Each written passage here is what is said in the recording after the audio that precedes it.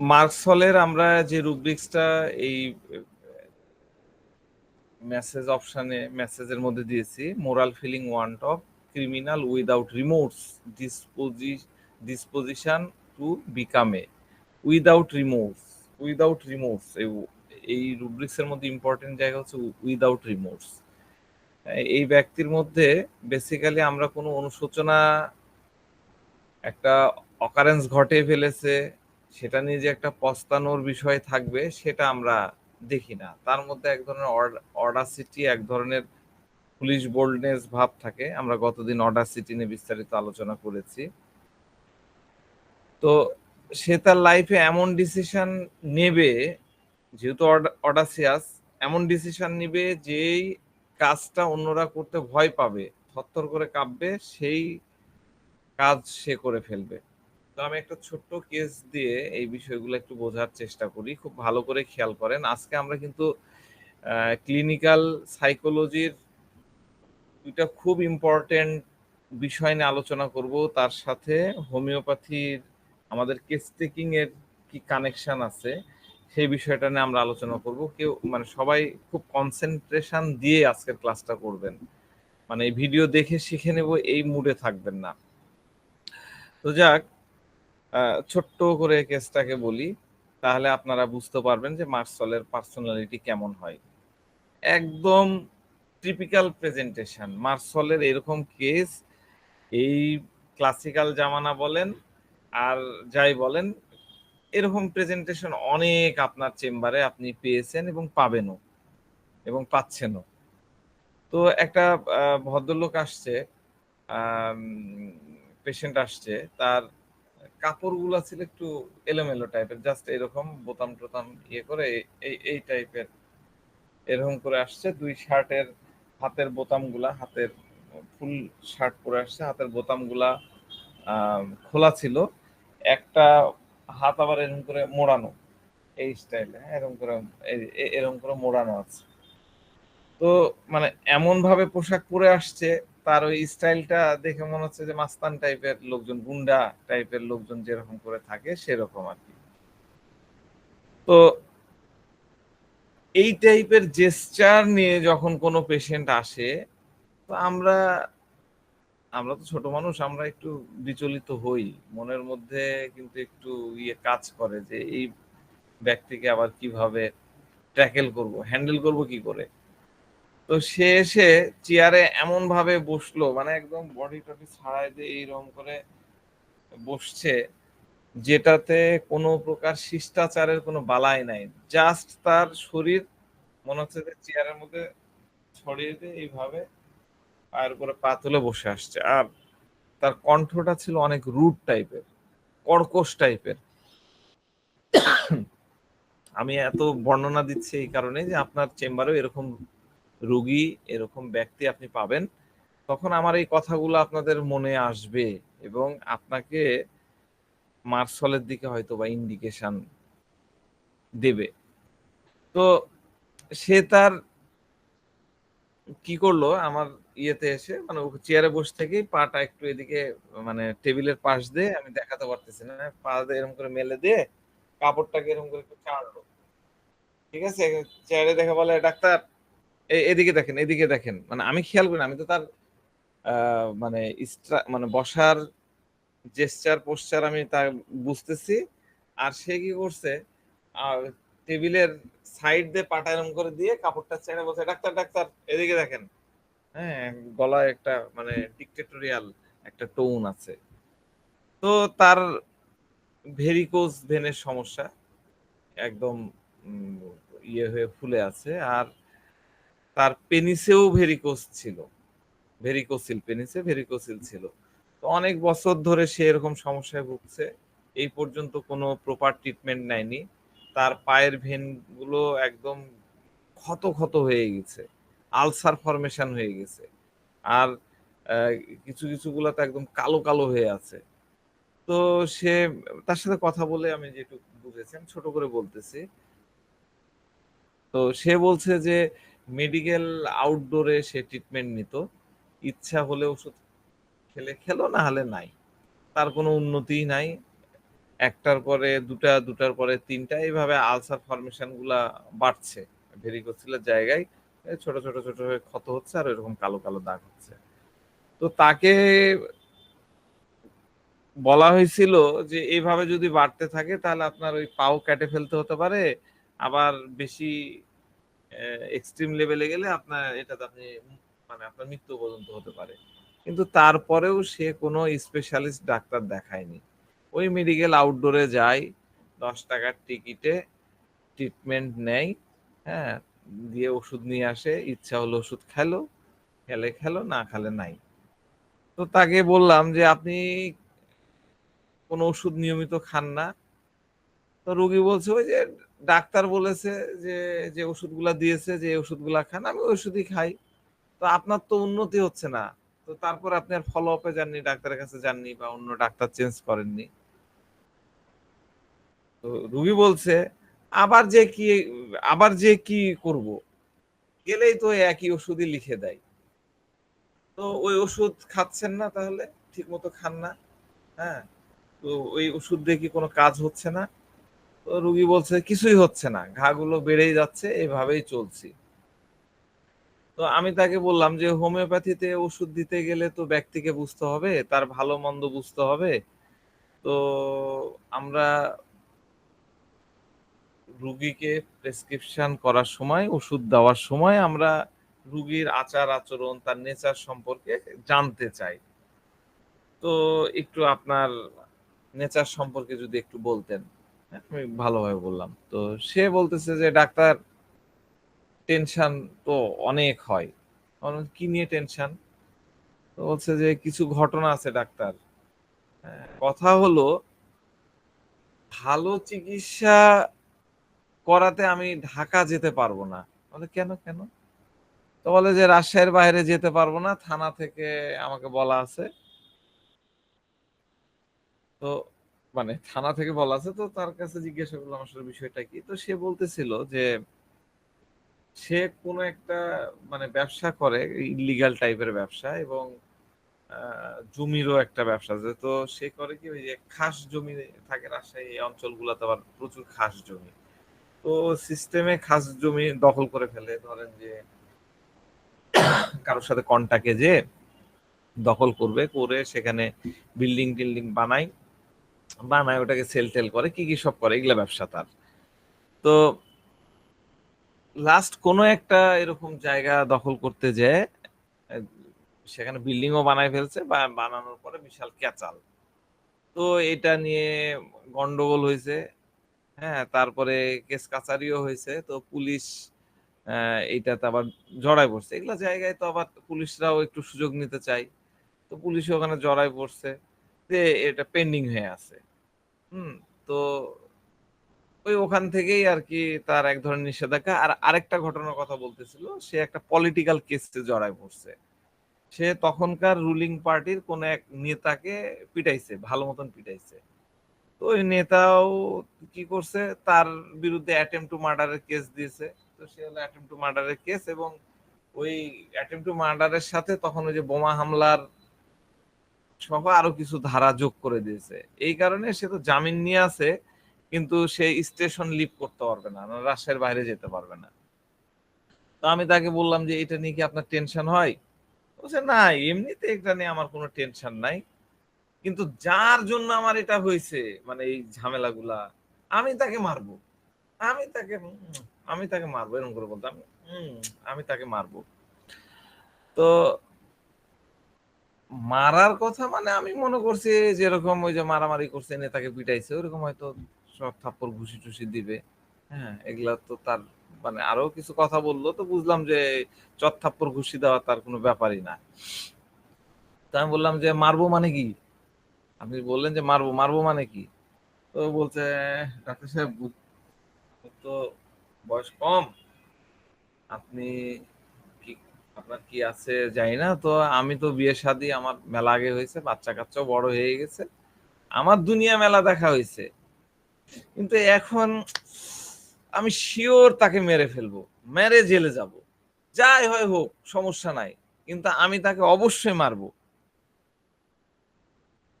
অ্যাটিচিউডটা বুঝেন। মানে ওর জন্য ওই নেতার জন্য তার এই অ্যাটেম্প টু মার্ডার, বোমা হামলার আসামি আর কিসে আসামি হয়ে সে আর রাশিয়ার বাইরে যেতে পারতেছে না। এবার তার মধ্যে জানের জ্বালা, রক্ত টকবগে। মানে ওকে যদি আমি একবার পাই একদম সাইজ করে দেবো, একদম সাইজ। হ্যাঁ, ওর ভাষাটা ছিল আমরা সাইজ করে দেবো। এই হলো ইয়া। তো যাক, আরো কথোপকথন হলো। হতে হতে কথা প্রসঙ্গে তাকে জিজ্ঞাসা করলাম যে আপনার সেক্সুয়াল রিলেশনশিপ কেমন। এগুলো আমার ভেরিফাইং কোশ্চিন, আমি পরে বলবো মার্সলকে আপনি কি প্রশ্ন করে ভেরিফাই করবেন। তো সে বলতেছে যে আমার ওয়াইফের সাথে টাইমিংটা অত বেশি হয় না, অনেক দিন থেকে এরকম হচ্ছে, কিন্তু আমার গার্লফ্রেন্ডের সাথে যখন করি তখন কোনো সমস্যাই হয় না। তো আমি ভাবি এটা কিভাবে সম্ভব, গার্লফ্রেন্ডের সাথে সমস্যা হচ্ছে না আর বাসায় সমস্যা হচ্ছে। তো যেহেতু বয়স্ক ভদ্রলোক, আমি বললাম আপনার আবার গার্লফ্রেন্ড আছে? গার্লফ্রেন্ড মানে আপনারও গার্লফ্রেন্ড আছে? তো বলতেছে যে হ্যাঁ, আসলে হয়েছে কি ডাক্তার, ফ্যামিলি, তার ফ্যামিলি আছে, মানে তার গার্লফ্রেন্ডের কথা বলছে, তার গার্লফ্রেন্ডের ফ্যামিলি আছে, বাচ্চা কাচ্চাও আছে। তো অত বেশি মেলামেশা করতে পারি না, মাঝে মধ্যে হয়। তো জানি না এই গ্যাপ, তার সাথে গ্যাপ হয় বলে এই প্রবলেমটা তার সাথে হয় না, নাকি অন্য কিছু। দেখেন কত স্পন্টেনিয়াসলি, স্বতঃস্ফূর্ত ভাবে সে তার কথাগুলা একদম খুব মজা নিয়ে বলতেছে। হ্যাঁ, তো এই কথাগুলা যখন সে বলছে, এগুলা তো ধরেন যে নেগেটিভ। আমাদের সমাজ ব্যবস্থা, এটা তো আমেরিকা না যে আপনি বিয়ে করলেন একজনের সাথে আর 10 জনের সাথে ফিজিক্যাল রিলেশন করলেন। এটা আমাদের সমাজ ব্যবস্থায় জিনিসগুলো খুব নেগেটিভ ভাবে দেখা হয়। তো এই কথাগুলো সে খুব ওপেনলি বলতেছে, খুব বোল্ডলি বলছে।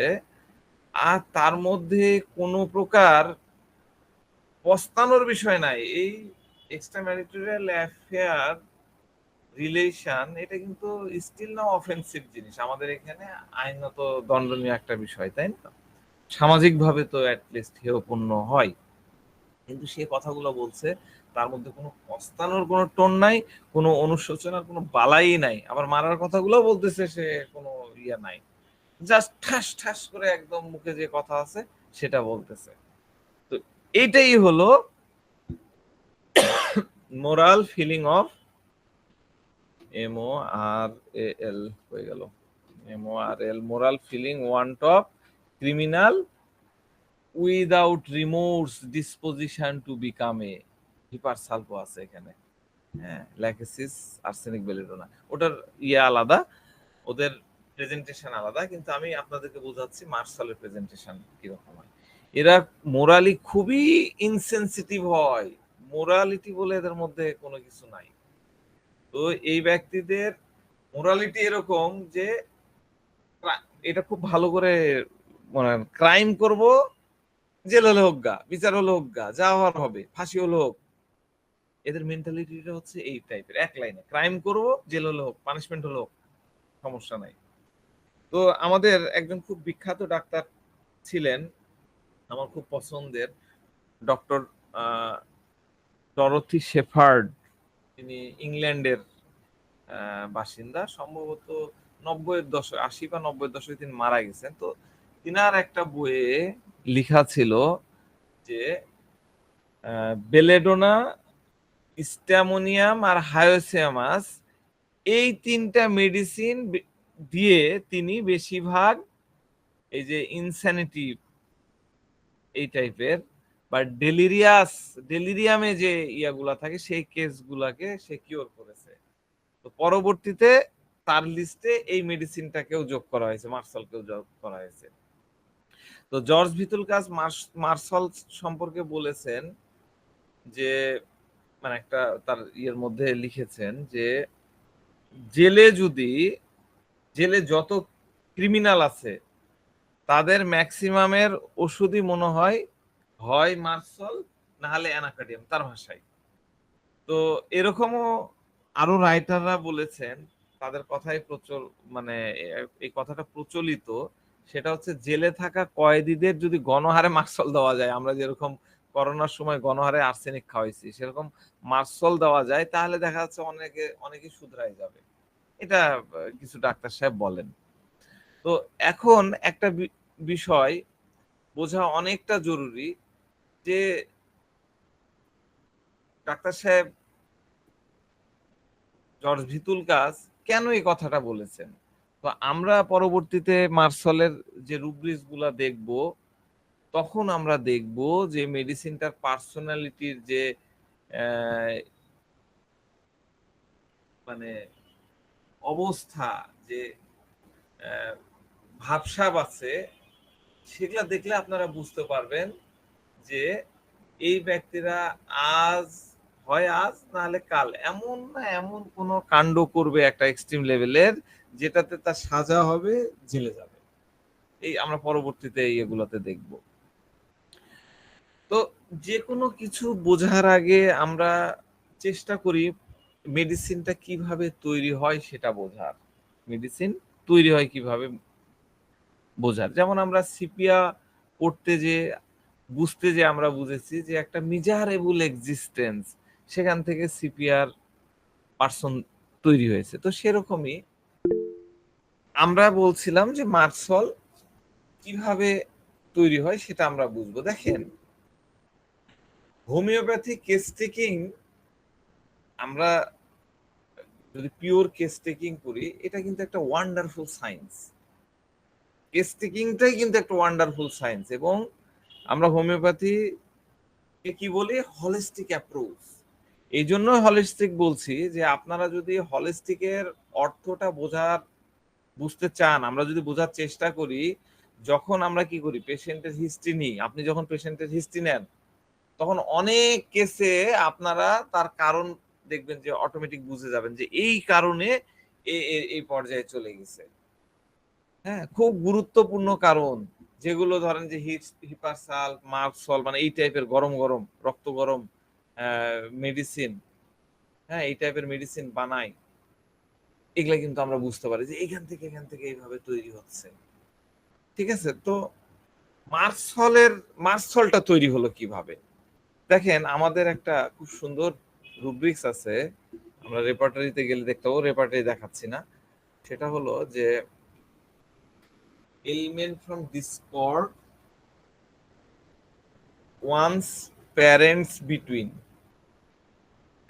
ডিসকর্ড মানে ঝগড়া, বিবাদ, কলহ, গন্ডগোল, তাই না? আমরা ডিসকর্ড নিয়ে অনেক আলোচনা করেছি।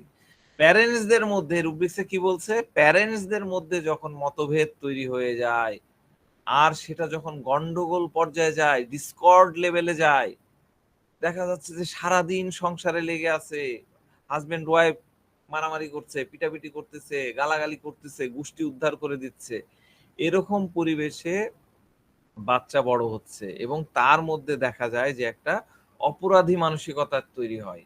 একটা অপরাধী মানসিকতা তৈরি হয়। তো বুঝতে পারলেন, বাবা মার ক্যাচাল, দেখা যাচ্ছে বাবা মা করছে না, যে বাড়িতে থাকে চাচা চাচির মধ্যে গন্ডগোল লেগে আছে, দাদা দাদির মধ্যে গন্ডগোল লেগে আছে, বাচ্চা দেখতেছে, ছোট থেকে এই জিনিস দেখতেছে, তখন ধীরে ধীরে তার মনের মধ্যে এক ধরনের অপরাধী মানসিকতা তৈরি হয়ে যায়। তো একটা শিশু ছোটবেলা থেকে তার যে মেন্টালিটি তৈরি হয়, সেটা তার এনভায়রনমেন্ট থেকে, আইপিআর থেকে দেখে দেখে অভ্যস্ত হয়ে পড়ে এবং এটার সাথে এক ধরনের নেগেটিভ মানসিকতা, ডিসকর্ডের মধ্যে থেকে যখন বড় হবে, তখন তার মধ্যে এক ধরনের নেগেটিভ মানসিকতা তৈরি হতে থাকবে এবং ধীরে ধীরে সেটা এক্সট্রিম লেভেলে চলে যায়। এই জিনিসটা মাথায় রাখবেন। এই কারণে পরিবারের শান্তি আপনাকে বজায় রাখতে হবে। বাচ্চার সামনে বউকে একদম লম্বা গলায়, চড়া গলায় ধমক দিয়ে দিলেন, দিয়ে পুরুষালী দেখালেন, এটা কিন্তু করবেন না। ক্ষতিটা কিন্তু আপনার বাচ্চার উপরে যাবে। তো এখন থেকে আপনারা যত ধরনের এই টাইপের কেস দেখবেন, আপনি চেক করে দেখবেন। আমি এই কথাগুলো বললাম, তো ব্যাকগ্রাউন্ড চেক করবেন। শিখতে হবে তো, আপনাকে শিখতে গেলে চেক করতে হবে। আবার আপনারা ভেবেন না যে অপরাধী মানে জেল খেটে আসছে এরকম। বরং এরকম ব্যক্তি পাবেন যে বর্তমানে কাউকে ভয় পায় না। হ্যাঁ, তার মুখে সবসময় মেরে ফেলবো, সাইজ করে দেবো, খতম করে ফেলবো, মার্ডার করে ফেলবো, এইরকম কথা লেগে থাকে। যাদের অ্যাটিটিউড এরকম হয়, এদের ব্যাকগ্রাউন্ড আপনি খুঁজে দেখবেন, দেখবেন যে ফ্যামিলিয়ার এই যে কেওয়াজ, ডিসকর্ড, এটা আপনি পাবেন। তো আরেকটা কেস একটু শেয়ার করি। এই কেসটা একটু মন দিয়ে শোনেন, খুব ছোট কেস, ছোট করে বলতেছি, কেস টেকিং সহ বলতেছি না, আমি জিস্ট বলছি। তো এই মহিলাটার বয়স 35, 35, 36 এর মতো। তো মহিলাটা পলিটিক্যাল ব্যাকগ্রাউন্ড আর কি, কোনো একটা মহিলা দলের সে নেত্রী ছিল। তো তাকে জিজ্ঞাসা করলাম যে আপনি কি করেন? তো মহিলা বলছে যে আমি ফিক্সড কোনো জব বা কাজ করি না, তবে এদিক ওদিক থেকে 2-4টা কন্ট্রাক্ট বেসিস কাজ করি, যাদের ইনকাম হয় যা হয় তাদেরই চলে আর কি। তো 35 বছর বয়স হয়েছে, তা আপনি বিয়ে শাদী করেননি? বিয়ে হয়েছে? তো বলে না আমি বিয়ে করিনি। কেন করেননি? বলে যে আমি বিয়ে করতে চাই না। কেন করতে চান না? দেখছেন না আজকাল আমাদের আশেপাশে কি দেখা যাচ্ছে, কাপলরা বিয়ে করে আবার কিছুদিন যেতে না যেতে ডিভোর্স দিয়ে দিচ্ছে, সংসার 2 দিনও টিকছে না। এই তো আমার ভাই প্রেম করে বিয়ে করছে, রোজ দেখি তার বউ তাকে পেটায়। চিন্তা করেন, একটা মেয়ে একটা ছেলেকে পিটাচ্ছে, ভাবতে পারছেন? তাহলে বলেন আমি কেন বিয়ে করব? বিয়ে করে কি লাভ? আমি বললাম ও আচ্ছা আচ্ছা। তো তার সাথে কথা বলতে বলতে কেস টেকিং এর পর্যায়ে একটা পর্যায়ে তার পলিটিক্যাল ক্যারিয়ার নিয়ে আলোচনা হলো, কেন সে পলিটিক্স করলো, এখানে কথা হতে হতে একটু ডিপ লেভেলে কথা শুরু হয়ে গেল। এবার মহিলা ভয়ঙ্কর খারাপ ভাষায় কথা বলা শুরু করে, পুরা গালি দিয়ে কথা বলতেছে। মানে এগুলো আমি আপনাদেরকে বলতে পারবো না, আপনারা নোটও করতে পারবেন না। তো বলছে যে ডাক্তার সাহেব আপনি জানেন না পলিটিশিয়ানরা যে কতটা নোংরা, তাদের মানসিকতা গুলা কত বিশ্রী টাইপের হয়। সে, আমি তো ভদ্র ভাষায় বলছি, কিন্তু সে যে কথাগুলা বলতেছিল সেগুলা খুবই নোংরা শব্দ, এবং কোনো প্রকার ফিল্টার ছাড়া, কোনো প্রকার হেজিটেশন ছাড়াই কথা বলে যাচ্ছে, এবং কথা বলার সময় সে বিন্দু মাত্র বিবেচনা করছে না যে আমি একজন পুরুষ মানুষ, আমি একজন ডাক্তার, আমার সাথে সে আলোচনা করছে। জাস্ট নোংরা ভাষায় খারাপ কথা, খারাপ খারাপ কথা বলে যাচ্ছে। তো আমি বলছি যে আপনি এইভাবে বলছেন কেন? পলিটিশিয়ানরা কি সবাই খারাপ হবে নাকি? হ্যাঁ, পলিটিশিয়ানরাও তো অনেক ভালো আছে। হ্যাঁ, হ্যাঁ, তবে কিছু লোকজন তো খারাপ থাকতেই পারে, সব পেশাতে এরকম আছে। সাথে সাথে সে বলছে না না না, সবগুলা বাস্টার্ড। আমি যদি চান্স পেতাম সবগুলাকে ন্যাংটা করে উল্টা করে টাঙায় একদম পাছার মধ্যে আছিলা বাঁশ দিয়ে সপাং সপাং করে কয়েকটা আগে কষাতাম। চিন্তা করেন কি টাইপের কথা, আমি ফিল্টার্ড করে বললাম। তো তার এরকম কথা শুনে আমি তো পুরা একটু এক স্টেপ ব্যাকওয়ার্ডে চলে গেলাম। হ্যাঁ, তার কথাগুলো ছিল খুবই ডেঞ্জারাস। আর এই ধরনের অ্যাটিটিউড এবং এই ধরনের মুখের ভাষা আপনি অনেক পেশেন্টের মধ্যে পাবেন। আমি একটা ছোট্ট বাচ্চা পেশেন্ট পেয়েছিলাম। সে জাস্ট তসবিতে যেরকম করে ইয়ে করে গুনে গুনে আমরা জপি, সেরকম করে সে একটা একটা করে গায়েল আমাকে শোনাচ্ছিল। মাথায় নষ্ট এমন গাল, মানে আমি ওই গালগুলো শুনিনি। এত গাল সিরিয়ালি বলে যাচ্ছে।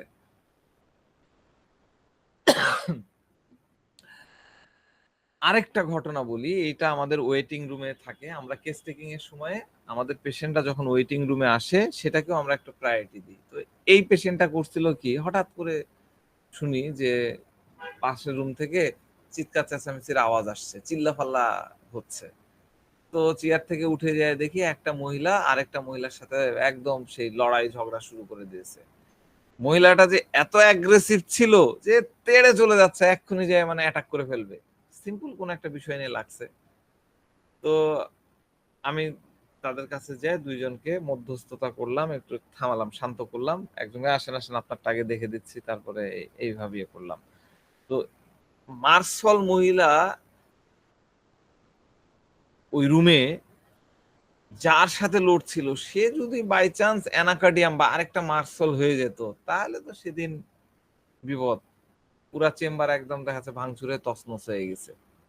তো যাক, সেই মহিলাটাকে এবং এই যে এই নেত্রী মহিলাটাকে দুইজনকে মার্সেলের হায়ার পটেন্সি দিয়েছিলাম, এবং তাদের পার্সোনালিটি পরবর্তীতে অনেক ডেভেলপ হয়েছে, ফলো আপ গুলো অনেক সুন্দর ছিল, মানে বেশ মানে রিপিটেশন ওইভাবে করতে হয়নি। তো যাক, আমরা আমাদের জানতে হবে যে আমাদের পার্সোনালিটিটা কিভাবে ডেভেলপ হয়, আমাদের পার্সোনালিটি কিভাবে ডেভেলপ হচ্ছে। এই নেত্রী কি করে এরকম নেত্রী হয়ে গেল, এই মহিলা অবলা নারী ছিল, সে কি করে এরকম ডেসপারেট মহিলা হয়ে গেল, তাই না? আমরা ওই যে আওয়ামী লীগ সরকারের শেষ সময়ে ওই একটা মহিলাকে, মোটাসোটা মহিলাটার নাম মনে পড়ছে না, হোটেলে স্যুট টুট নিয়ে থাকতো, বিশাল নেত্রী, হ্যাঁ, তার কথা হঠাৎ করে মনে হচ্ছে। এইরকম পার্সোনালিটি। তো এই পার্সোনালিটি গুলো কিভাবে তৈরি হয়? তো হোমিওপ্যাথি হলিস্টিক এবং জি বলেন।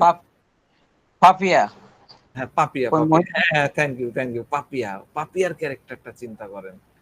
আরে যে ভাঙচুর আর তার প্রদর্শনী কি আর মুখের ভাষা কি, তাই না? মানে ক্যারেক্টার গুলা কেন বলি, ক্যারেক্টার গুলা বললে আমাদের মনে হবে যে আমরা পেশেন্টের সাথে ম্যাচিং করতে আমাদের সুবিধা হবে। তো যাক, তো হোমিওপ্যাথি আমরা কি বলছি, হলিস্টিক। হলিস্টিক মানে হচ্ছে আমার আইপিআর সব কিছু আমরা দেখব। আর আমাদের কেস টেকিং যে মেথড, আমাদের এই কেস টেকিং হলো বায়োসাইকোসোশ্যাল মডেল। আমি একটু লিখে দিচ্ছি, বায়োসাইকোসোশ্যাল মডেল। এখানে মনোবিজ্ঞানের কেউ যদি থাকেন, অ্যাপ্লাইড সাইকোলজি, তিনি বুঝবেন বায়োসাইকোসোশ্যাল মডেল। ঠিক আছে, বায়োসাইকোসোশ্যাল মডেল এটা কি? বায়োসাইকোসোশ্যাল মডেল হলো স্বাস্থ্য এবং রোগ বিস্তারকে বোঝার জন্য একটা সমন্বিত কাঠামো, যা বায়োলজিক্যাল মানে কি শারীরিক, সাইকোলজিক্যাল মানে মানসিক, এবং সোশ্যাল মানে সামাজিক, এই ফ্যাক্টর গুলোর পারস্পরিক প্রভাবকে বিবেচনা করে, একটার সাথে একটা কি প্রভাব ফেলেছে সেটা ইয়ে করে। তো এই মডেলটা 1977 সালে মনোবিজ্ঞানী, মনোরোগ বিশেষজ্ঞ জর্জ এল এঙ্গেল প্রথম এই মডেলটা দেন। তো তিনি ঐতিহ্যবাহী, তার আগে একটা প্রচলিত মডেল ছিল বায়োমেডিকেল মডেল, এটা নিয়ে আমি আলোচনা করব না, ওটা আমাদের খুব একটা দরকার নাই।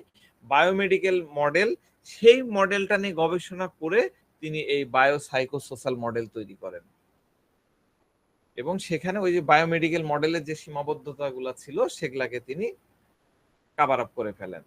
তো এই মডেলের তিনটি মূল উপাদান, একটা হলো বায়োলজিক্যাল মানে হচ্ছে জৈবিক কি রোগের শারীরিক কারণ, যেমন ধরেন জিনগত সমস্যা, হরমোন, মস্তিষ্কের যে কেমিস্ট্রি, রসায়নগত পরিবর্তন, বিভিন্ন সংক্রমণ ইত্যাদি। যেমন ধরেন ডায়াবেটিস হয়েছে, কেন হয়েছে? ইনসুলিনের ঘাটতির জন্য। ঠিক আছে, তারপরে আমরা ডিপ্রেশনে যাই, ডিপ্রেশনে কেন যাই? ডিপ্রেশনে চলে যায় আমাদের মস্তিষ্কে সেরোটোনিনের মাত্রা যখন কমে যায়, তখন আমরা ডিপ্রেশনে চলে যাই। এরপরের উপাদানটা কি হচ্ছে? সাইকোলজিক্যাল হচ্ছে মানসিক হলো ব্যক্তির আবেগ, চিন্তা ভাবনা, আচরণ, মানসিক স্বাস্থ্যের প্রভাব, এগুলো কিরকম? ক্রনিক স্ট্রেস থেকে, হ্যাঁ, ক্রনিক স্ট্রেস, দীর্ঘদিনের স্ট্রেস, এই স্ট্রেস মানসিক চাপ, এই মানসিক চাপ থেকে কি হচ্ছে? হাই ব্লাড প্রেশার হয়ে যাচ্ছে, বা দেখা যাচ্ছে ফোবিয়া বা ট্রমাজনিত সমস্যা হচ্ছে, ট্রমাজনিত মানসিক সমস্যা তৈরি হচ্ছে, তাই না? এরপরে তৃতীয় মডেলটা কি? তৃতীয় উপাদানটা হলো সোশ্যাল মানে সামাজিক। সোশ্যালটা কি? পরিবেশ, পারিবারিক, সাংস্কৃতিক, পরিবারের একে অপরের সম্পর্ক, আর্থসামাজিক অবস্থা, শিক্ষা ইত্যাদি। উদাহরণ দিই, দরিদ্রতার কারণে অপুষ্টি, সামাজিক বিচ্ছিন্নতা থেকে ডিপ্রেশন, এরকম নানান বিষয়। তো এই মডেলের গুরুত্বটা কি? সম্পূর্ণ চিকিৎসা শুধুমাত্র শারীরিক লক্ষণ নয়, মানসিক লক্ষণ এবং সামাজিক প্রেক্ষাপটও বিবেচনা করে ব্যক্তিকেন্দ্রিক প্রত্যেকটা রোগীর জন্য আলাদা পদ্ধতি। যেমন ক্রনিক পেনের জন্য ফিজিওথেরাপি, কাউন্সিলিং, এবং দেখা যাচ্ছে যে সোশ্যাল হেল্প, সামাজিক সহযোগিতা দেওয়া। মানসিক স্বাস্থ্যের ক্ষেত্রে কি? ডিপ্রেশন, অ্যাংজাইটি ইত্যাদির ক্ষেত্রে চিকিৎসা, ডাক্তার যে ওষুধ দিচ্ছে সেটার পাশাপাশি থেরাপি দেওয়া, সামাজিক পরিবর্তন করা, তার এনভায়রনমেন্টের পরিবর্তন করা জরুরি। তো এই মডেলটা প্রয়োগের ক্ষেত্র, এটা কোন জায়গায় প্রয়োগ করা যায়? মানসিক স্বাস্থ্যের ক্ষেত্রে, যেমন সিজোফ্রেনিয়া রোগীর চিকিৎসার ক্ষেত্রে ওষুধ কি? ওষুধ হলো বায়োলজিক্যাল, কগনিটিভ থেরাপি হচ্ছে সাইকোলজিক্যাল, আর হচ্ছে পারিবারিক শিক্ষা হলো সোশ্যাল। এই তিনটাকে যদি আমরা ইয়ে করতে পারি, সিজোফ্রেনিয়ার ট্রিটমেন্ট করা সম্ভব। তারপরে ক্রনিক রোগ যেমন ক্যান্সারের জন্য কেমোথেরাপি, স্ট্রেস ম্যানেজমেন্ট এবং তাকে সাপোর্ট দেওয়া, গ্রুপ সাপোর্ট দেওয়া। ঠিক আছে, এরপরে ধরেন পুনর্বাসন, হ্যাঁ, রিহ্যাবিলিটেশনে কি হবে, হার্ট অ্যাটাকের পরে দেখা যাচ্ছে যে ডায়েট, ব্যায়াম, এগুলো হলো বায়োলজিক্যাল ফ্যাক্টর, লাইফস্টাইল পরিবর্তন, এটা হচ্ছে সাইকোসোশ্যাল ফ্যাক্টর, এইভাবে ইয়ে করা যায়। তো এই মডেলের কিছু ড্রব্যাক আছে। তো এই ড্রব্যাক এর মধ্যে সবচেয়ে বড় ড্রব্যাক হচ্ছে যে আমরা যদি এক্সপার্ট না হতে পারি, তাহলে এই যে তিনটা ফ্যাক্টরের কথা বললাম, আমরা যে তিনটা ফ্যাক্টরের কথা বললাম, কি কি বললাম, বায়োলজিক্যাল, সাইকোলজিক্যাল, সোশ্যাল, এই তিন ফ্যাক্টরকে সমন্বয় করে এই চিকিৎসা করাটা একটু জটিল। হ্যাঁ, এটা হচ্ছে, এটা একটা ড্রব্যাক। আর যেটা মডার্ন সায়েন্স বলতেছে যে এটা করতে গেলে আপনাকে ডাক্তার একজন সাথে থাকতে হবে, একজন মনোরোগ বিশেষজ্ঞ থাকতে হবে এবং একজন সোসিওলজিস্ট থাকতে হবে, তাহলে এই মডেলটাকে আপনি ঠিক মতো কাজে লাগাতে পারবেন। কিন্তু আমরা হোমিওপ্যাথ, আমরা কিন্তু একাধারে ডাক্তার, সেই সাথে আমরা কিন্তু সাইকোলজিস্ট, হ্যাঁ, তার সাথে আমরা কিন্তু সোশ্যাল ওয়ার্কার, আমরা কিন্তু আমাদের মধ্যে এই তিনটা সমন্বয় আছে। এই কারণে এই সিস্টেমটা আমাদের কেস টেকিং এর মধ্যে সবচেয়ে গুরুত্বপূর্ণ একটা বিষয়। তো বায়ো সাইকোসোশ্যাল মডেলের স্বাস্থ্যকে একটা হলিস্টিক দৃষ্টিকোণ থেকে দেখে, যা আধুনিক চিকিৎসা বিজ্ঞানে গুরুত্বপূর্ণ অবদান রেখেছে। হ্যাঁ, একটা বিশেষ কার্যকর মানসিক স্বাস্থ্য, ক্রনিক ডিজিজ এবং প্রতিরোধমূলক চিকিৎসা ব্যবস্থায় এই মডেলটা অত্যন্ত মানে কার্যকারী হয়ে গেছে। এবং মজার ব্যাপার হচ্ছে এখন অনেক বাইরের দেশগুলাতে অ্যালোপ্যাথি সিস্টেমেও এটাকে কিন্তু টেক করছে। তো যাক, আমাদের আবার কেস টেকিং এ সবকিছু ফিরে আসতে হবে, আমাদের মতন করে করতে হবে। আমরা এই কেস টেকিং এর আমাদের এই সিস্টেমটাকে আমরা আরেকটা জিনিসের সাথে মিলাতে পারি, এটাকে বলে হচ্ছে psycho neuro immunology. Psycho neuro immunology, আমি এটাও দিয়ে দিচ্ছি, লিখে নেন, সাইকো নিউরো ইমিউনোলজি। তো এইটা কি, সাইকো নিউরো ইমিউনোলজিটা কি? এটা সংক্ষিপ্ত রূপ হচ্ছে পিএনআই। এটা মনে রাখেন, পিএনআই, এটা খুবই প্রচলিত একটা সিস্টেম, কেস টেকিং সিস্টেম, পিএনআই। তো সাইকো নিউরো ইমিউনোলজি হলো একটা আন্তঃবিভাগীয় গবেষণা ক্ষেত্র, যা মানসিক প্রতিক্রিয়া, মানে এই যে সাইকোলজি, নিউরোলজি মানে হচ্ছে স্নায়ুতন্ত্র, এবং ইমিউন সিস্টেম মানে ইমিউনোলজি, এর মধ্যে একটা জটিল সম্পর্ক নিয়ে স্টাডি করে। এটি ব্যাখ্যা করে কিভাবে মানসিক চাপ, আবেগ এবং চিন্তা ভাবনা শারীরিক রোগ প্রতিরোধ ক্ষমতা এবং স্বাস্থ্যকে প্রভাবিত করে। বুঝতে পারছেন? এটাতে আমরা এই যে ব্যাখ্যাগুলো আমরা করতে পারি যে এই কারণে এটা হয়েছে। আমরা এটা জানলে আমরা আগে আগে বলে দিতে পারি। যেমন আমরা নেটটা মেরে বলতে পারি না যে রাস্তায় দাঁড়ায় হিসু করতে পারবে না, কোত্থেকে আসছে, কারণ আমরা এই যে সাইকো নিউরো ইমিউনোলজিটা জানি, কিন্তু ওটাকে যে এই জিনিস বলে এটা আমরা জানতাম না, আজ থেকে আমরা এটা জানলাম। তো এটার মূল ধারণাটা কি, মস্তিষ্ক ইমিউন সিস্টেমের সংযোগ, এটাই হলো তার মূল কনসেপ্ট। তো হয় কি, আমাদের মস্তিষ্কের মধ্যে, ব্রেনের মধ্যে hypothalamus, pituitary, adrenal, hypothalamus, pituitary, adrenal, যেটাকে বলা হচ্ছে এইচপিএ, এইচপিএ, হ্যাঁ, এই হাইড্রোথ্যালামাস, পিটুইটারি, অ্যাড্রিনাল অ্যাক্সিস, এটা অ্যাক্সিস বলে, মানে একই লেভেলে থাকতে হবে, এবং সিম্প্যাথেটিক নার্ভাস সিস্টেমের ইমিউনো কোষগুলোকে প্রভাবিত করে। যেমন দীর্ঘস্থায়ী চাপ, আপনার মেন্টাল স্ট্রেস, দীর্ঘদিনের মানসিক প্রেসার, শাশুড়ির কাছ থেকে পাচ্ছে, শ্বশুর বাড়ি থেকে পাচ্ছে, এটা কি করে, কর্টিসল হরমোন, আমরা যে স্টেরয়েড বলি, কর্টিসল হরমোন বৃদ্ধি করে দেয়, অটোমেটিক বডিতে ইয়ে করে। হ্যাঁ, তো এই কর্টিসল হরমোন কি করে, আমাদের ইমিউন ফাংশন, আমাদের ইমিউনিটি সিস্টেমকে দুর্বল করে ফেলে, ইমিউন ফাংশনকে দমন করে ফেলতে পারে। তো সাইকোলজিক্যাল ফ্যাক্টরগুলোর প্রভাব, যেমন নেতিবাচক আবেগ, যেমন ধরেন স্ট্রেস, উদ্বেগ, ডিপ্রেশন, এগুলো কিন্তু আমাদের ইমিউন সিস্টেমকে দুর্বল করে ফেলে। আর ইতিবাচক আবেগ যেমন সুখবোধ, হ্যাঁ, আশাবাদ, হোপফুলনেস, হ্যাঁ, এগুলো হচ্ছে আমাদের ইমিউন রেসপন্সকে শক্তিশালী করে। তো ইমিউন সিস্টেম থেকে মস্তিষ্কের একটা ফিডব্যাক আসে, কিরকম সেটা, ইমিউন কোষ থেকে নিঃসৃত সাইটোকাইন্স সাইটোকাইন্স আমাদের তো সাইটোকাইন্স মানে 5-6 ধরনের আছে। তো সেই সাইটোকাইন্সের মধ্যে যেমন ধরেন যে ইন্টারলিউকিন 1 মস্তিষ্কে সংকেত পাঠায়, যা মেজাজ এবং আচরণ পরিবর্তন করতে পারে। যেমন ধরেন যে আপনি যে ওই অসুস্থ হয়ে পড়ছেন, তো অসুস্থ হয়ে পড়লে দেখা যাচ্ছে যে আপনি খুব অবসাদ, অবসন্ন মনে হচ্ছে। এই বোধটা কিন্তু করতেছে এই সাইটোকাইনের কারণে। অতিরিক্ত সাইটোকাইন যখন নিঃসরণ হচ্ছে আমরা খুব অবসাদগ্রস্ত হয়ে পড়ছি।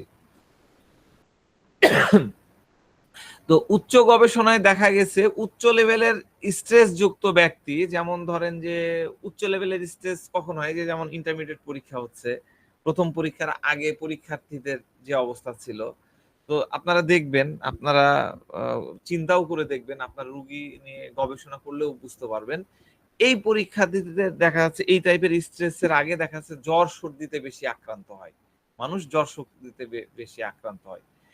ডিপ্রেশনে আক্রান্ত ব্যক্তিদের মধ্যে দেখা যাচ্ছে যে প্রদাহ জনিত সাইটোকাইন্স বৃদ্ধি পায়, যার কারণে হৃদরোগ এবং ডায়াবেটিসের ঝুঁকি বাড়ে। ঠিক আছে? তো আবার এই যে আমরা প্লাসিবো দিই, পিএল দিই, তাই না, আরএস দিই, এই যে প্লাসিবো এটা এক ধরনের থেরাপি। এই প্লাসিবো থেরাপিও কিন্তু আপনার ইমিউন রেসপন্স উন্নত করতে পারে, এবং এটাকে কিন্তু এই যে পিএনআই এর মাধ্যমে আপনি ব্যাখ্যা করতে পারবেন। তো এইটাকে আপনি কোথায় কোথায় ব্যবহার করতে পারবেন? ক্রনিক ডিজিজ ম্যানেজমেন্টে আপনি ব্যবহার করতে পারবেন। রিউমেটয়েড আর্থ্রাইটিস, তারপরে অটোইমিউন যে ডিসঅর্ডার গুলো আছে সেখানে স্ট্রেস ম্যানেজমেন্ট থেরাপি, যেমন ধরেন অনেকে মেডিটেশন করে, হ্যাঁ, মেডিটেশন এই ইয়ে করে আপনি ম্যানেজ করতে পারবেন। তারপরে ক্যান্সার রোগীদের কেয়ারে আপনি ইয়ে করতে পারবেন, যেমন মনোসামাজিক সহায়তা, সাপোর্ট গ্রুপ যেটাকে বলে আর কি, হ্যাঁ, সেই সাপোর্ট গ্রুপ দিলেও কিন্তু তার ইমিউনিটি মানে ফাংশনিং উন্নতি করা সম্ভব। তো এটা নিয়ে বিস্তর গবেষণা হয়েছে। সেই গবেষণায় আমরা কিছু জিনিসও পেয়েছি, আমি আপনাদেরকে 2-4টা একটু শেয়ারও করি।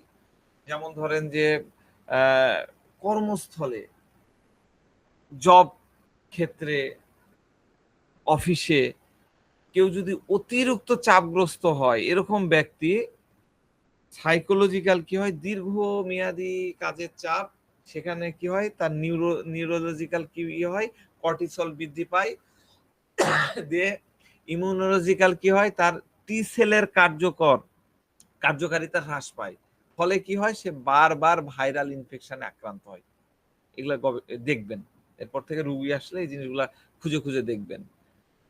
তো মেডিটেশন প্র্যাকটিসের মাধ্যমে কি হচ্ছে, সাইকোলজিক্যাল ফ্যাক্টর কি আপনি মানসিক প্রশান্তি পাচ্ছেন, নিউরোলজিক্যাল বিষয় কি পাচ্ছেন, প্যারাসিম্প্যাথেটিক অ্যাক্টিভেশন হচ্ছে, আর ইমিউনোলজিক্যালে কি হচ্ছে, দেখা যাচ্ছে মেডিটেশন করলে আপনার প্রদাহ, ইনফ্লামেশন কমে যাচ্ছে, বডিতে অ্যান্টিবডি উৎপাদন হচ্ছে। তো এটা নিয়ে প্রচুর সমালোচনা আছে এবং এর অনেক চ্যালেঞ্জ আছে, এর মেকানিজমটা জটিল। আমি যত ইজিলি বললাম, এত ইজিলি না, এটা নিয়ে মাস্টার্স কোর্স আছে, তার মানে বোঝেন এটা বড় বড় কোর্স, এই ছোট্ট একটা জায়গায় বোঝানো খুব মুশকিল। তো মূল যেটা কথা, এই পিএনআই প্রমাণ করে যে মন এবং দেহ অবিদ্য অংশ। হ্যাঁ, হ্যানিম্যান তো বলে গেছে, কিন্তু তখন তাকে তো ওইভাবে সায়েন্স দিয়ে ব্যাখ্যা ওইভাবে করতে পারেনি, কিন্তু এখন তো এটা ব্যাখ্যা হচ্ছে যে মন এবং দেহ অবিচ্ছেদ্য অংশ। স্বাস্থ্য রক্ষায় শুধু ওষুধ নয়, মানসিক সুস্থতা এবং স্ট্রেস ম্যানেজমেন্ট সম্পূর্ণ গুরুত্বপূর্ণ। আর এই কারণেই আমি স্ট্রেস নিয়ে রুগীদের সাথে কথা বলি, রুগীদেরকে জিজ্ঞাসা করি, রুগীদেরকে কথা বলতে বলি। এই স্ট্রেস আপনি যত ভালোভাবে ম্যানেজ করে দিতে পারবেন, আপনার রুগী তত দ্রুত ইয়ে হবে। এই স্ট্রেস ম্যানেজমেন্ট করতে পারলে তার ইমিউনিটি সিস্টেম খুব দ্রুত ডেভেলপ করবে। ঠিক আছে? তো আধুনিক ইন্টিগ্রেটেড ম্যানেজমেন্ট সিস্টেমের যে একটা ভিত্তি, এটা কিন্তু এই পিএনআই দ্বারাই হয়েছে।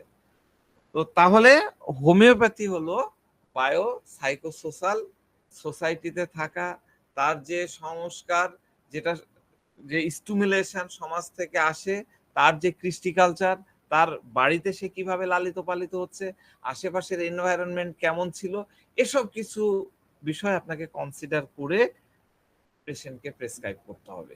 হ্যানিম্যান কিন্তু তার অ্যাফোরিজমে বলে গেছে, এই ভাষায় বলেননি, সে সময়ের ল্যাঙ্গুয়েজে বলেছে। আমরা ব্যাখ্যা করতে জানি না বলে আমরা এটা করতে পারছি না।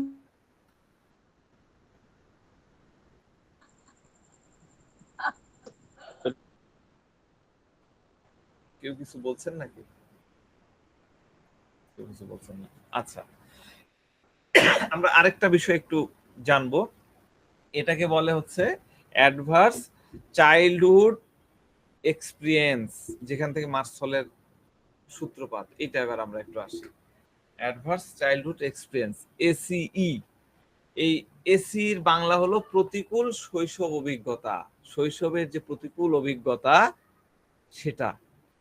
তো প্রতিকূল শৈশব অভিজ্ঞতা বা এসিএ বলতে আমরা বুঝি শৈশবে ঘটে যাওয়া শিশুর মানসিক, শারীরিক বা যৌন নির্যাতন, অবহেলা, পারিবারিক অস্থিরতা বা অন্যান্য ট্রমাজনিত ঘটনা। গবেষণায় দেখা গেছে এই ধরনের টক্সিক স্ট্রেস পরবর্তী জীবনে বিভিন্ন ধরনের অটো ইমিউন ডিজিজ তৈরি করে। অটো ইমিউন কি? শরীরের ইমিউনিটি সিস্টেম কি করে? নিজেই নিজের কোষকে আক্রমণ করে। আমাদের এই যে কুষ্ঠ হচ্ছে অটো ইমিউন ডিজিজ। আর কি? রিউমেটেড আর্থ্রাইটিস, লুপাস, তারপরে type 1 diabetes, celiac disease, idiopathic pulmonary fibrosis, এই টাইপের সমস্যাগুলা এই এসি এর সাথে খুবই গুরুত্বপূর্ণ। এসি কি বললাম? প্রতিকূল শৈশব অভিজ্ঞতা, অ্যাডভার্স চাইল্ডহুড এক্সপিরিয়েন্স। তো এই এসি একটা স্কোরিং করেন আমাদের সাইকিয়াট্রিস্টরা। এই স্কোরিং আপনাদেরকে শেখাবো না, আমি একটু আইডিয়া দেব। তো এই এসিই স্কোরিংটা কি? অ্যাডভার্স চাইল্ডহুড এক্সপিরিয়েন্স স্কোরিং হলো একটা পরিমাপক টুল যা শৈশবে একজন ব্যক্তি ট্রমা বা প্রতিকূলতার অভিজ্ঞতার মাত্রা, কোন মাত্রা দিয়ে সে গেছে, একদম দুর্বিষহ জীবন দিয়ে, কার্সিনোসিনের দুর্বিষহ জীবন দিয়ে সে গেছে, নাকি সিপিআর মতন মিজারেবল এক্সিস্টেন্সের মতন গেছে, এইটা নির্ধারণ করে। তো এই স্কোরিং সিস্টেমটি সিডিসি হলো centre for disease control and prevention. Centre for disease control, এটা একটা institution, centre for disease control and prevention, এবং কাইজার পার্মানেন্টস এর গবেষণার উপরে ভিত্তি করে তৈরি করা হয়েছে। তারা গবেষণা করে 10টা ক্রাইটেরিয়া করেছে। এসিএ তে আসলে কিছুই না, 10টা প্রশ্ন থাকে, 10টা ক্যাটাগরির প্রশ্ন থাকে, যে প্রশ্নের বাচ্চাটা শৈশবে কি ধরনের ট্রমা জনিত অভিজ্ঞতার মধ্যে দিয়ে গেছে সেটা যাচাই করা যায়। যেমন তার শারীরিক মানসিক নির্যাতন, অবহেলা, পারিবারিক সহিংসতা, বাবা মার ঝগড়া বিবাদ, মাদকাসক্তি, বিবাহ বিচ্ছেদ, পিতামাতার বিচ্ছেদ, এই ইত্যাদি বিষয়গুলা ওই প্রশ্নের মধ্যে থাকে। তো গবেষণায় দেখা গেছে, এটা খুব ইম্পর্টেন্ট, ভালো করে শুনে রাখেন। গবেষণায় দেখা গেছে এসি স্কোর যদি 2 বা তার বেশি হয়, কত? 2 বা তার বেশি হয়, তখন ব্যক্তির অটো ইমিউন ডিজিজে হসপিটালে ভর্তি হওয়ার চান্স বেশি থাকে। মানে অটো ইমিউন ডিজিজটা তাকে এমন লেভেলে নিয়ে যায় যে তাকে হসপিটালাইজড করতে হয়। এর মানে হলো কারো যদি রিউমাটয়েড আর্থ্রাইটিস থাকে, তাহলে এই বিষয়টার খুবই একটা সম্ভাবনা থাকে যে তার শৈশবকালে বা তার শুরুর দিকের সময়ে তার পারিবারিক রিলেশন অনেক খারাপ ছিল, বিয়ের পরে হয়েছে, তাহলে বুঝতে হবে যে বিয়ের সাময়িক সময়ের তার রিলেশনশিপ খারাপ ছিল, এবং তাকে প্রচন্ড অপমান অথবা পারিবারিক অশান্তির মুখোমুখি হতে হয়েছে, যেটাকে আমরা বলি ডোমেস্টিক ভায়োলেন্স। সে ডোমেস্টিক ভায়োলেন্সের শিকার হয়েছে। যদি কারো এসি স্কোর 4 হয়, তাহলে তার ভবিষ্যতে, ভালো করে বুঝেন, স্কোর যদি 4 হয় তাহলে ভবিষ্যতে তার কোকেন বা হিরোইন নেওয়ার চান্স 16 গুণ বেশি পায়। এটা আমার কথা না, সায়েন্টিস্টরা বলছে 16 গুণ বেশি পায়। এমনকি সে ড্রাগ ডিলারও হতে পারে, ড্রাগের ব্যবসা করতে পারে। তাহলে এবার খুঁজে দেখেন, তার মস্তিষ্কের অসুস্থ হওয়ার চান্স 6 গুণ বেড়ে যায়, আর তার আত্মহত্যা করার প্রবণতা 12 গুণ পর্যন্ত বৃদ্ধি থাকে। সাধারণ পরিবেশে বাচ্চার আত্মহত্যা করার পরিমাণ আর এসি স্কোর 4, এসি স্কোর 4 এর পার্সনের আত্মহত্যা করার পরিমাণ 12 গুণ বেশি থাকে। আর তাদের মধ্যে যদি কারো স্কোর 4-এর বেশি হয়, তাহলে তার 20 গুণের বেশি সম্ভাবনা থাকে সে কোনো না কোনো একটা অপরাধ করবে, মার্ডার করবে বা কিছু একটা করে সে জেলে যাবে। মানে তার একটা গুরুদণ্ড হতেই হবে যদি 4-এর বেশি স্কোর কারো থাকে। এই যে আমরা বিভিন্ন মুভিতে আমরা দেখি, আপনারাও দেখবেন, আমি খুব সিরিয়াল দেখি, কিছুদিন আগে দেখতেছিলাম যে সেক্রেট গেম একটা সিরিয়াল ছিল, সেখানে ওই যে গাইকুন্ড একটা আছে নায়ক, সে ছোটবেলায় সে কিভাবে তার গেছে, আপনারা দেখবেন এসি লেভেলটা ওখান থেকে বুঝতে পারবেন। তো এখন যাদের এসি লেভেল 7 বা তার বেশি হবে, তাদের লাইফে ক্যান্সার হওয়ার চান্স ভবিষ্যতে 3 গুণ বেশি থাকবে। বুঝতে পারছেন? তো যাক, আলোচনা কেমন লাগলো জানি না, কিছু তো শেখানোর চেষ্টা করি, আপনারা যদি এটা নিতে পারেন আপনাদের কাজে লাগবে। তো আমার কাছে মনে হয় যখন হোমিওপ্যাথি কেস টেকিং আপনারা খুব ভালোভাবে বুঝতে পারবেন, তখন আপনারা বিভিন্ন মেডিসিনের পার্সোনালিটি আপনারা খুব সহজে বুঝতে পারবেন। বিভিন্ন মেডিসিনের পার্সোনালিটি খুব ইজিলি আপনারা ধরতে পারবেন। এবং এই যে ভেরিকোজ ভেনের যে পেশেন্টের কথা আমি বললাম, এই পেশেন্টকে এমএস দেওয়ার পরে তার ওই ভয়াবহ রকমের ঘা গুলা একদম ভালো হয়ে গেছিল, এবং সে তো খুবই খুশি, সে অনেক পেশেন্টকে ধরে নিয়ে আসছে এবং রেফার করেছে। তো ওষুধ দেওয়ার পরে সে বেশ কয়েকবার ফলো আপে আসছিল, তো ওই পেশেন্টকে জিজ্ঞাসা করেছিলাম একটা সময় যে আপনার ওই টেনশন গুলার কি অবস্থা, সেগুলো কি এখনো ওরকমই আছে? বলছে না না না, ওগুলো নিয়ে আমার কোনো টেনশন নাই, আমি ওগুলো নিয়ে চিন্তা করি না। তাই বললাম কেন? তো আপনি তো আগে বলতেন যে ওই নেতাকে আপনি যদি পান একদম সাইজ করে দিয়ে আপনি জেলে যাবেন, তাহলে এখন ওটা চেঞ্জ হলো কিভাবে? তখন পেশেন্ট বলছে এখন আর আমার ওই রাগটা নাই। মানে কি? মানে তার মধ্যে যে এই ক্রিমিনাল প্রবৃত্তিটা ছিল, পাইলে একদম সাইজ করে দেবো, মারবো, এখানে লাশ করবে শ্মশানে। হ্যাঁ, হোমিওপ্যাথি ওষুধ খেয়ে তার নেচারের লেভেলটাই চেঞ্জ হয়ে গেল। তো একজন ব্যক্তি যে পারসেপশনে থাকে, সে তার লাইফে যে কষ্টগুলো আসছে, যে প্রবলেম গুলো আসছে, তার কাছে মনে হবে যে আমার লাইফে যে প্রবলেম গুলো আসছে এটা অমুকের জন্য হচ্ছে, ওই লোকের জন্য হচ্ছে, তার জন্য হয়েছে, এরকম মনে হয়। এই মার্সলের বিশেষ করে মনে হয়, মার্সলে আমাদের খুব সুন্দর একটা রুব্রিক্স আছে, delusion enemies surround by, delusion enemies surround by, delusion enemies surround by. সবাই আমার দুশ্মন, আমার আশেপাশে যারা আছে সবাই আমার এনিমি, আমার কোনো দোষ নাই, এই পুলিশ আমার দুশ্মন, এই কারণে পুলিশ কিছু করতে গেছে, জায়গায় ঢাস করে একটা বক্সিং মেরে দিয়েছে, আমি যেটা করছি সেটাই ঠিক। এই লোকটা ইল্লিগাল তরিকায় দলিল জাল করে খাস জমিগুলাকে নিজের করে জায়গা বাড়ি টাড়ি বানায় সে বিক্রি করত। এগুলা অবৈধ কাজ, আর এই অবৈধ কাজ করতে যায় তার পুলিশের সাথে, লোকাল নেতা ফেতার সাথে তার ঝামেলা তৈরি হয়। কিন্তু ওষুধ খাওয়ার পর তার মনের মধ্যে এই পজিটিভ অনুভূতি তৈরি হয়। সে বলছিল যে এখন আমি বুঝতে পারছি যে আমি আসলে ভুল করে ফেলেছি, আমি ইল্লিগাল জায়গাটা আমি আগে দেখলেই নিতাম, আমি ওই জিনিসগুলো আর করি না, এখন আমি ভালো ব্যবসা করি, ভালো কিছু করি, জেনুইন কাজ করে। তো এতক্ষণ যে কথাগুলো বললাম, এমএস ব্যক্তিরা কিন্তু এরকমই হয়। আমার মনে হয় যে আপনারা এমএস এর এই ক্যারেক্টার গুলো, এগুলো একদম টিপিক্যাল ক্যারেক্টার, আপনারা জানেন, তারপরও আমি আপনাদেরকে ধরাই দিলাম, এগুলো আপনারা ভুলবেন না। আমি আবার আপনাদেরকে একটু মনে করাই দিই গত 2 দিনের আলোচনা। প্রথমটা কি? প্রথমটা হলো অ্যানার্কিস্ট। ঠিক আছে, অ্যানার্কিস্ট মনে আছে না? অ্যানার্কিস্ট, অ্যানার্কিস্ট কি? অন্যরা যা বলছে একদম তার উল্টা। আপনি বাচ্চাকে একটা জিনিস বললেন, সে আরেক দিকে হাঁটা শুরু করলো। ডায়াবেটিসে বেশি মিষ্টি হয়েছে তো কি হয়েছে, ডাক্তার নিষেধ করছে তো কি হয়েছে, এটা আমাকে খেতেই হবে।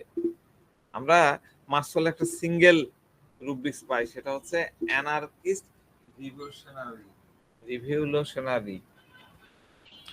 দ্বিতীয় বিষয়টা কি? দ্বিতীয় বিষয় আমরা দেখলাম হচ্ছে fabulous danger, no sense danger has.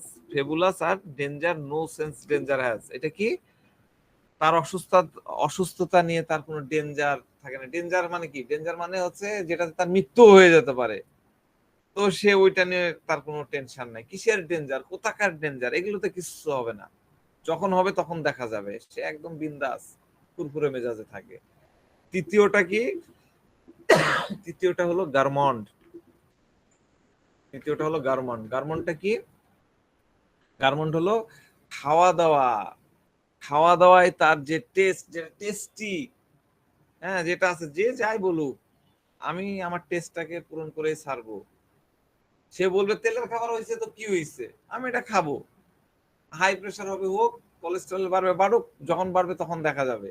আগে আমার খাবারটা এনজয় করি, ফুডটাকে সে এনজয় করবে। ব্লাড সুগার অনেক বেড়ে গেছে, তারপরে চিনি খাবে। এই আমের সময় রাজশাহীর মানুষ, বাইরের মানুষ একটা আমি খেতে পাচ্ছে না, আর সে খাবারের সময় ভাতে তরকারি টরকারি না নিয়ে আম নিয়ে একদম ডায়াবেটিস, হাই ডায়াবেটিস, আর ধুমায় এসে আম খাচ্ছে। তারপর আবার চিনিও খাবে, চিনি দিয়ে চাও খাবে। তো খাওয়ার সময় তার কোনো সেন্সই থাকে না, কোনো সেন্স থাকে না সে কি করতেছে। খাওয়ার সময় danger no sense danger has হয়ে যায়। আর এই ধরনের ব্যক্তি একদম পুরা ডিস্ট্রাকটিভ ফুল। কোথায় যে কি হবে সে নিজেও জানে না, কোথাও গেছে যায় কি করছে, ভাঙ্গু কাম করছে নাই, বাপ মাও আতঙ্কে থাকে যে কোথায় কোন জায়গায় কি করতেছে। তার কাছে সব লোকজনকে এনিমি মনে হয়।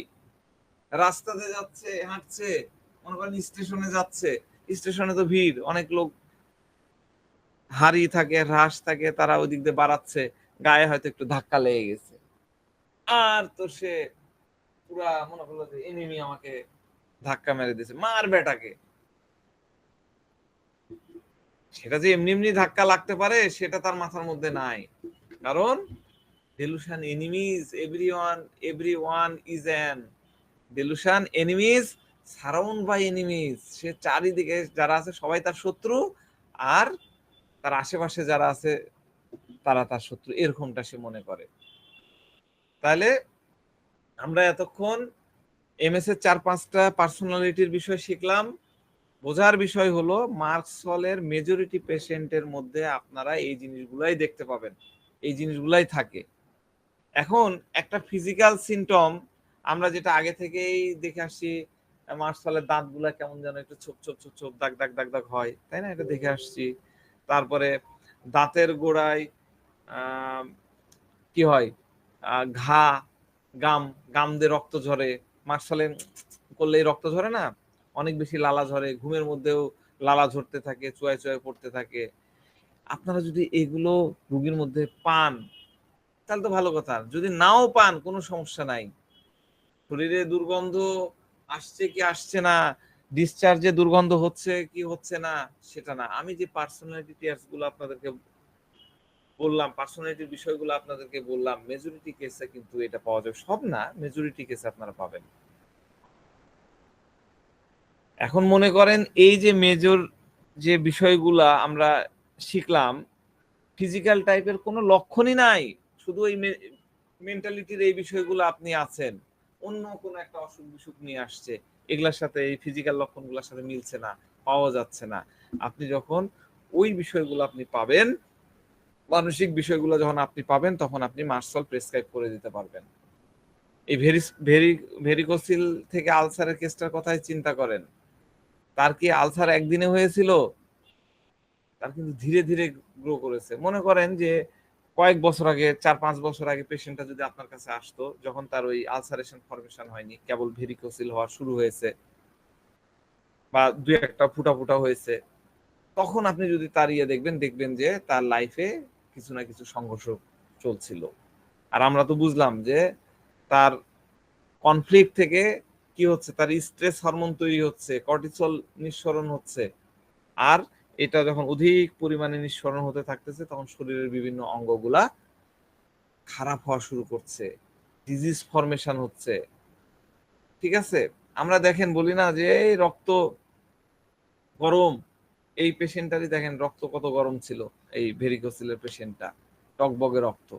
তাই ওর প্রবলেম হয়েছে রক্তের নালীগুলা নিয়ে।